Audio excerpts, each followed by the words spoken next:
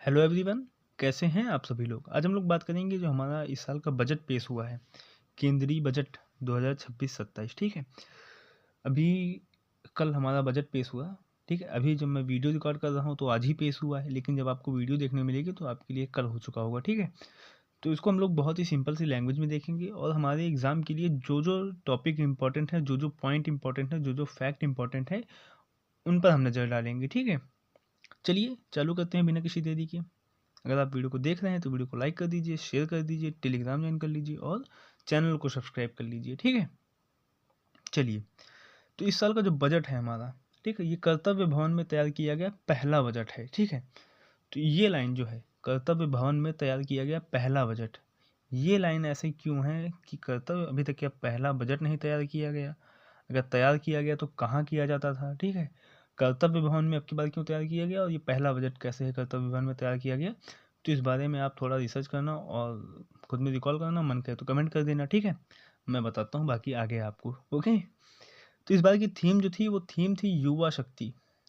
तो क्या थी थीम? युवा शक्ति और सरकार का संकल्प, यानी युवा शक्ति हमारी थीम थी, ये लिखा हुआ है। और सरकार का संकल्प, ठीक है, सरकार के संकल्प पर आधारित, जिसमें गरीबों, वंचितों, पिछड़ों वर्गों पर ध्यान देना। ठीक है, ठीक है, क्या संकल्प है? गरीब, वंचित और पिछड़े वर्गों पर ध्यान देना। ठीक है, ये इनके उत्थान पर ध्यान केंद्रित करना। ठीक है, निर्मला सीतारमन जी ने कहा कि 350 से अधिक सुधार किए गए अब तक, जब तक इनकी सरकार है, पिछले 11-12 साल से अभी तक इन्होंने 350 से अधिक सुधार किए हैं। ठीक है, जैसे जीएसटी सरलीकरण, नए लेबर कोड्स और क्वालिटी कंट्रोल ऑर्डर्स। ठीक है, ये सब इन्होंने बताया, बाकी सब चीज़ें। ठीक है, और बहुत सारी ऐसे पूरा लंबा सा भाषण होता है वो तो।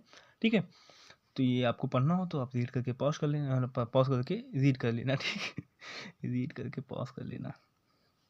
ठीक है, तो अब इसको दो भागों में बांटा गया है, ए बी ए। ठीक है, तो भाग ए में है 3 कर्तव्य। भाग ए का जो प्रमुख स्तंभ कह दें हम लोग, तो वह है 3 कर्तव्य। ठीक, कौन कौन से? आर्थिक विकास, आर्थिक विकास को गति देना। ठीक है, दूसरा है आकांक्षाएं, आकांक्षाओं को पूरी करना और क्षमता निर्माण करना। ठीक है, तीसरा है सबका साथ और सबका विकास। क्या है? सबका साथ और सबका विकास। ठीक है, तो अब एक एक करके हम इन तीनों कर्तव्यों को अच्छे से देखेंगे कि इनमें क्या क्या और कहा गया है। ठीक है, तो इस बार बजट में क्या क्या है। ओके, तो अगर हम बात करें पहले कर्तव्य की, हमारे आर्थिक विकास, पहला कर्तव्य हमारा आर्थिक विकास। ठीक है, तो इसके तहत जो बायो फार्मा शक्ति है, ठीक है, इसके लिए 10,000 करोड़ रुपए आवंटित किए जाएंगे। कितने? 10,000 करोड़ रुपए। ठीक है, 5 वर्षों में। लक्ष्य क्या होगा? बायोलॉजिक्स और बायोसिमिलर्स का घरेलू उत्पादन करना। ठीक है, क्या? बायोलॉजिक्स और बायोसिमिलर्स का घरेलू उत्पादन करना। ठीक है, और क्या किया जाएगा? 3 नए निपर, निपर यानी national institute for pharmaceutical education and research. ठीक है, national institute for pharmaceutical education and research. ठीक है, ये स्थापित किए जाएंगे 3। ठीक है, और 7 जो मौजूद हैं अभी तक, उनको अपग्रेड किया जाएगा। ठीक है, उनको अपग्रेड किया जाएगा। ठीक है, CDSCO में वैश्विक मानकों के लिए वैज्ञानिक समीक्षा कैडर का गठन किया जाएगा। ठीक है, 1000 से अधिक मान्यता प्राप्त क्लिनिकल ट्रायल साइट्स का नेटवर्क बनाया जाएगा। ठीक है, तो ये सब किया जाएगा हमारे कर्तव्य पहले के तहत, आर्थिक विकास के तहत। ठीक है, कपड़ा क्षेत्र जो है, टेक्सटाइल, इस बार टेक्सटाइल पर काफ़ी फोकस किया गया, क्योंकि हमारी जो अभी हाल ही में EU के साथ ट्रेड हुई है, यूरोपियन यूनियन के साथ ट्रेड डील। ठीक है, तो उसके तहत जो टेक्सटाइल एक्सपोर्ट है ना, उस पर हमें काफ़ी छूट मिल रही है। ठीक है, शायद 0% है, मैंने उतना ध्यान नहीं दिया। ठीक है, तो इस वजह से इस बार टेक्सटाइल पर काफ़ी फोकस किया गया है। ठीक है, तो क्या किया जाएगा? नेशनल फाइबर स्कीम के तहत रेशम, ऊन और इनमें जो है जूट में आत्मनिर्भरता बढ़ाई जाएगी। ठीक है, रेशम, ऊन, जूट के लिए नेशनल फाइबर स्कीम लॉन्च की गई। ठीक है, परंपरागत क्लस्टर्स के आधुनिकीकरण के लिए टेक्सटाइल एक्सपेंशन स्कीम एक लॉन्च की गई है। ठीक है, इसमें नहीं लिखा हुआ है, लेकिन एक टेक्सटाइल एक्सपेंशन स्कीम लॉन्च की गई है। किस लिए? परंपरागत क्लस्टर्स के आधुनिकीकरण के लिए। ठीक है, और कौशल विकास के लिए समर्थ 2.0। ठीक है, क्या? एक कौशल विकास के लिए समर्थ 2.0 लॉन्च की गई है। ठीक है, तो इतना किया गया है हमारा आर्थिक विकास के तहत। ठीक है, कर्तव्य 1 के तहत। ओके, और क्या किया गया है? एक नया फ्रेट कॉरिडोर बनाया जाएगा। क्या? नया फ्रेट कॉरिडोर बनाया जाएगा दानकुनी पूर्व से सूरत पश्चिम तक। ठीक है, औद्योगिक कनेक्टिविटी के लिए। ओके, 5 सालों में 20 नए जलमार्ग बनाए जाएंगे। 5 सालों में 20 नए जलमार्ग बनाए जाएंगे। ठीक है, जो इसकी शुरुआत होगी जलमार्ग बनाने की, वो होगी उड़ीसा में होगी NW5 से। ठीक है, कहाँ से कहाँ तक बनाया जाएगा? तलचर अंगुल से पारादीप धामरा तक, तलचर अंगुल से पारादीप धामरा तक, ठीक है, इसकी शुरुआत होगी ये वाटर जलमार्ग बनाने की, ठीक है। और क्या किया जाएगा? रीजनल सेंटर ऑफ एक्सीलेंस में विशेष मैन पावर ट्रेनिंग दी जाएगी, ठीक है। रीजनल सेंटर ऑफ एक्सीलेंस में विशेष मैन पावर ट्रेनिंग दी जाएगी, ठीक है। तो ये सब किया जाएगा आर्थिक विकास के तहत, ठीक है। और क्या किया जाएगा? और किया जाएगा कि सिटी इकोनॉमिक रीजन्स जो हैं CER, ठीक है, इनमें आर्थिक ड्राइवरों के आधार पर शहरों की मैपिंग की जाएगी। आर्थिक ड्राइवरों के आधार पर शहरों की मैपिंग की जाएगी। इसके लिए जो फंडिंग होगी वो 5 साल में होगी 5,000 करोड़ प्रति CER, ठीक है। कितनी? 5,000 करोड़ प्रति CER, ठीक है। मोड क्या होगा? सुधार आधारित वित्त पोषण, ठीक है। और 7 हाई स्पीड रेल कॉरिडोर बनाए जाएंगे। ये तो आपने अभी तक कहीं ना कहीं रील पर देख ही लिया होगा, ठीक है। अगर आप के में ऐसे पढ़ाई लिखाई वाली रील आती हैं तो इधर उधर की नहीं, ठीक है। तो क्या 7 जो है हाई स्पीड रेल कॉरिडोर बनाए जाएंगे। मुंबई पुणे, हैदराबाद से बेंगलुरु, चेन्नई बेंगलुरु, वाराणसी सिलीगुड़ी, एक सेकेंड, वाराणसी सिलीगुड़ी, पुणे हैदराबाद, हैदराबाद चेन्नई, दिल्ली से वाराणसी, ठीक है। तो ये 7 हाई स्पीड रेल कॉरिडोर बनाए जाएंगे, ठीक है। अब हम बात करते हैं हमारे कर्तव्य 2 पर, आकांक्षाएं, ठीक है। आकांक्षाओं को पूरा करना और क्षमता निर्माण करना, ठीक है। तो इसके तहत AVGC सेक्टर जो है, AVGC यानी एनिमेशन, विजुअल इफेक्ट्स, गेमिंग और कॉमिक्स, ठीक है। तो इनके तहत 2030 तक जो है ना 20 लाख पेशेवरों की आवश्यकता है, प्रोफेशनल्स की मांग है, ठीक है। 2030 तक कितने? 20 लाख, ठीक है।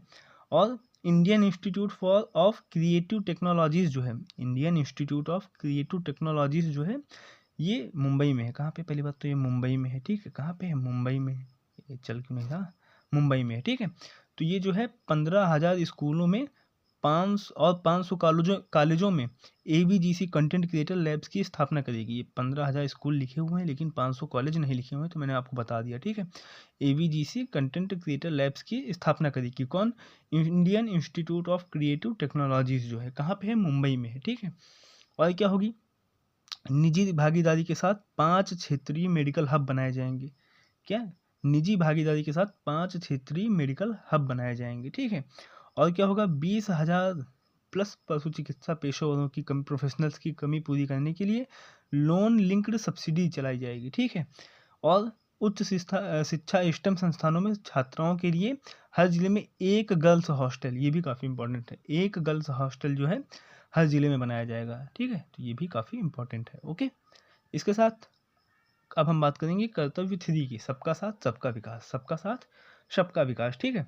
अभी कुछ चीज़ें रह गई हैं, एक सेकेंड, इसमें लिखी नहीं हुई हैं, है ना, लिखा नहीं हुआ, हाँ इसमें लिखा नहीं हुआ। तो 2-3 चीज़ें और हैं कि जैसे ये हर जिले में एक गर्ल्स हॉस्टल बनाया जाएगा, ठीक है। नेशनल इंस्टीट्यूट ऑफ हॉस्पिटैलिटी की स्थापना की जाएगी। मैं बोल रहा हूँ, आप लिख लीजिए, ठीक है। नेशनल इंस्टीट्यूट फॉर हॉस्पिटैलिटी की स्थापना की जाएगी, ठीक है।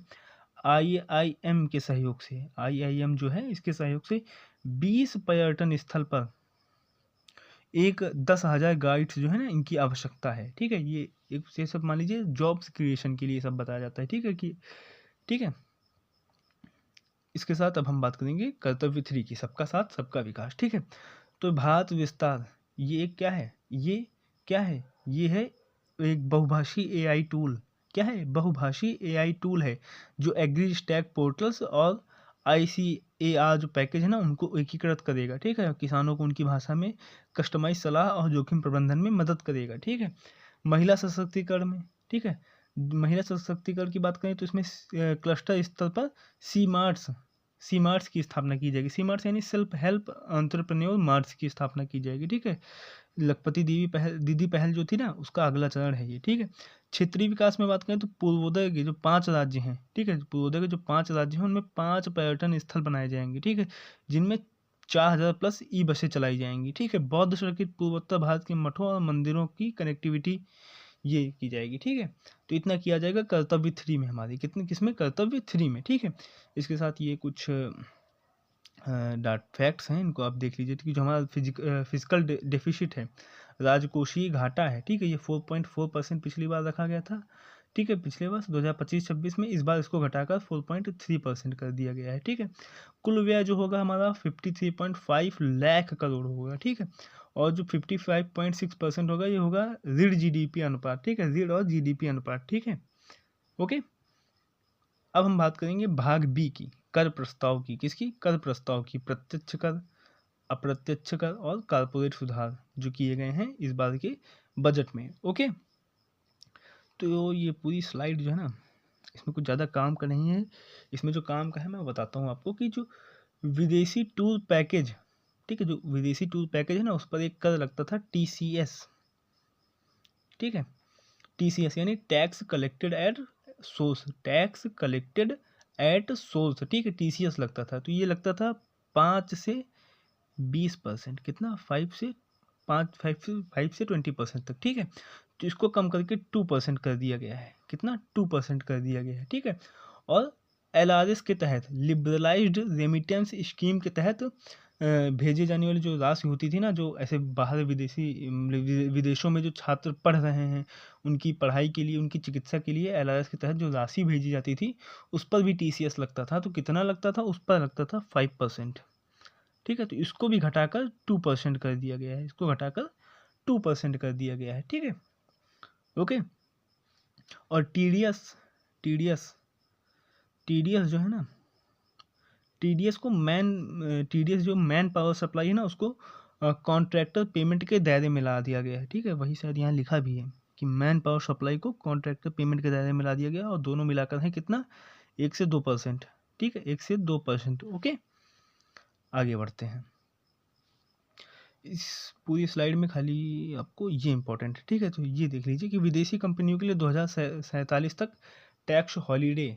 ये क्या है?